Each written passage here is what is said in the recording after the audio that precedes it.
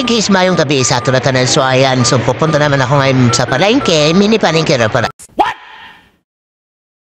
What the fuck? Kasi nabibili ako ngayon ng pagkain. Ay, hindi para lulutuin para so may... Sana all. Medyo maingay dito kasi, ayan, nasa daan ako at pinabili ako pala ng tita ko ng gulay na kalabasa. Ngayon ang lutoy namin na pagkain ngayong gabi. So, ayan ako, pabalik na ako ngayon. So, ayan na, so nakabalik na ako ngayon. At nakabili na ako ng pinapabibili sa akin ng tita ko at nabili ko na lahat ng ingredients yan. Ayan.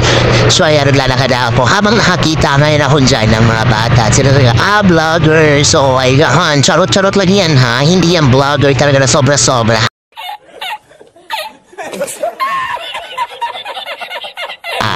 So ayan, so pauwi na ako at ayan, so mini palengke lang pala sa gilid ng mga kalsada at marami pa dito sa aming palengke talaga at umuwi na ako dyan at syempre magluluto at magpipitari ako ng pagluto ng uulamin ngayon ng gabi ngayon. So ayan, nakasando na ako. Sobrang init dito sa Maynila kasi ayan, nandito ako sa Pasay ngayon.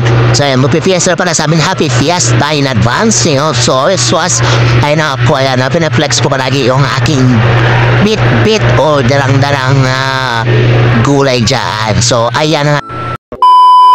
So, 1,000 years of transition na yan. So, ayan na, transition na tayo. Magluluto na tayo ngayon at sinisimulan ko ng pagbalat ng mga sibuyas, bawang, tsaka at iba pa mga ingredients dyan. At ayan, nakikita nyo naman yung kalabasang binili kong gulay sa ating mini palengke dito sa ating Pasay Road. Ayan. So, ayan na, nagsisimula na ako ngayon. And, syempre, bibilis-bilisan natin yan kasi napapagod na kayo, diba? So yan, bibilis-bilisan na natin kasi medyo napapagod na kayo sa paghihintay sa akin sa pagluluto ko. Ayan. So, ayan na. Syempre, may pinakamabilis pa dyan. Ayan. So, fast. The flash na yan. So, ayan. So, the flash. Ayan, minimix ko na lahat. Minimix na ni friend yung mga ingredients dyan. Yan, ala. Sige, ayan. Minimix na ni friend. For the vlog, charots. So, ayan na.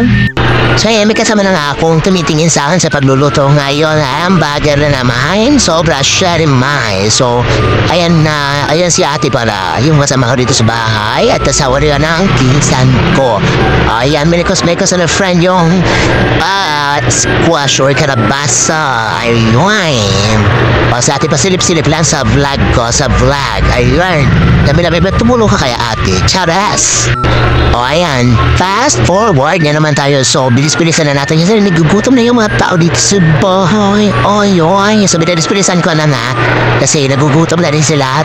Marami na yung reklamo ng bata dyan kasi gutom na raw sila. So, anong oras na magluluto? So, ayan. So, bilis-bilisan ko na dyan. Si Kevin Mekos na yung friend. So, ayan na.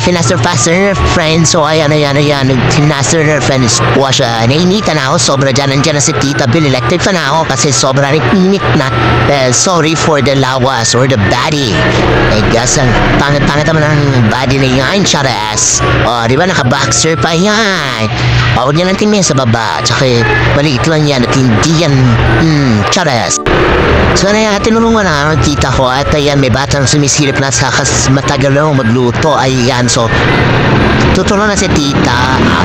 Hey, tsaka fast-forward na tayo para mabilis na ito at maluto na at makakain ng mga batang ite. So, ayan, fast-forward na. So, hanggang dito na lang, friend. At magluluto na ako. Bye-bye.